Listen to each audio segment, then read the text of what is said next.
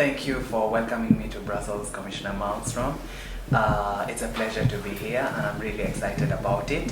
I gathered up a few questions for you to hopefully answer in the hopes of shedding light in this deep debated, rooted issue of migration. Now that the Italian rescue operation Malmstrom is in its homestretch phase, the new Triton operation is about to start. Do you think it will improve and build on what the Italians have done for the past year to save lives? I really hope so. What the Italians have done is a formidable work. They have saved so many lives and I'm full of admiration of their work. What we are trying to do now cannot fully replace it. We don't have the means to have such a huge operation. It would be a smaller, more limited operation, but it's also a very strong demonstration of solidarity, because I think all countries of the European Union are contributing, either with staff or helicopters or boats or money. So it is a true European operation, and I hope this can be a breakthrough on how we should work with these issues. But it will be more limited than Mare Nostrum, so it's not replacing it, it's something else following it. Okay. But of course its mission is also to save life. Thank you. My second question, countries on the exterior border of Europe like Malta, Greece and Italy always call on their EU partners to help when it comes to burden sharing. Do you think something tangible can come from this cause in terms of policy change? I really hope so. There are no means for us to force member states to share the responsibility, but it is very uneven today. You mentioned 3 countries of the Mediterranean, and if you look north, those who take the most asylum seekers, Sweden, Germany, France and the UK, and then you have Italy and others. But we have 28 countries in the European Union, and roughly 7 or 8 take everybody. So we should absolutely share the responsibility, and we have started a discussion. Has to be voluntary on embarking on some pilot projects where we can either help each other, so countries can take refugees from Italy or Malta in a relocation. We have done it with Malta in the past, not a huge number, but around 1,000, but also to increase the direct resettlement in the conflicts, for instance in Eritrea or in Syria, so that we can take people directly from the refugee camps on a quota basis to the European Union. So it is tough because the political climate is very tough in many countries, but I hope we can move a little bit towards a more generous responsibility sharing. But it's not going to be easy.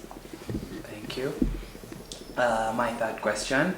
The phenomenon of children and youth migration to Europe has showed being raising issue for media and politicians in the last years.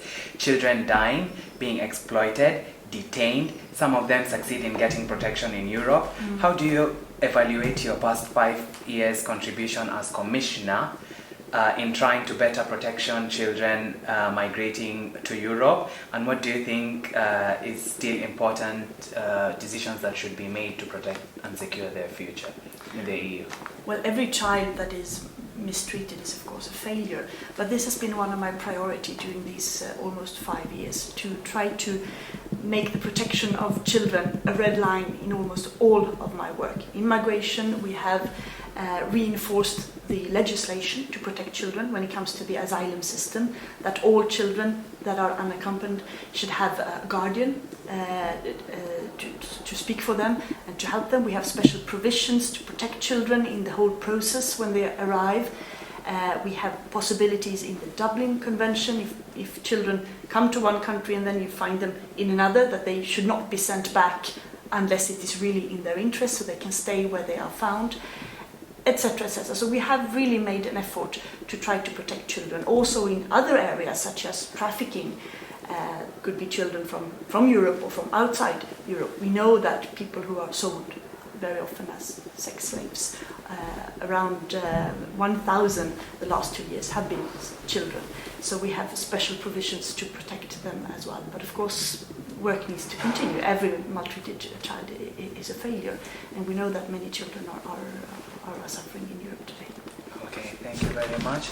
I'll come to my fourth question. The human rights wing of the EU often takes a harsh stand against the migrant and child detention policy in place in countries like Malta. What do you think the EU can still do to help these countries become more sensitive to human rights? Well, children should in principle never be detained. That is the new law.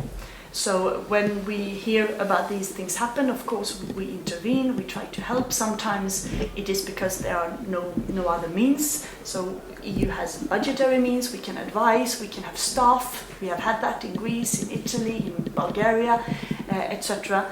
to help to build up special conditions where children can be. We are also, countries need to follow the law, so we are pointing out that if you don't follow the law, we will take you to court. And this is a very clear threat. And I was in Malta only a month ago, or 1.5 months ago, and we had a discussion about this detention issues with the government, and I was very clear that this is not allowed, and we expect them to take measures to make sure that detention, neither for children, but especially children, nor for grown-ups, should be the rule. There are very clear rules on this. Okay. And coming to my last question, Commissioner. Thank you. In the past few years, far-right parties have gained momentum in a lot of EU countries using immigration to fuel their rise. What do you think this says about Europe as a continent that advocates for human rights in the third world? And how does this affect its international obligations like the Geneva Convention? Well, it's a disgrace, of course, but we have seen this in so many countries now, that there are extreme parties, xenophobic parties, populist parties, who use migration as in their rhetoric in a very nasty way. And that has grown considerably in the last years, and that influenced the general debate in many countries. Even for those parties who do not sympathize with them, they are sort of affected because they have to take into consideration the big amount of voters. And that demands leadership. I call upon all political leaders on all levels, from all parties who are not those extremist parties, to stand up and to defend our values. Because, as you say, Europe is founded on certain values. We should be proud of them. And of course, when we can't defend them, it echoes not only inside Europe but also outside.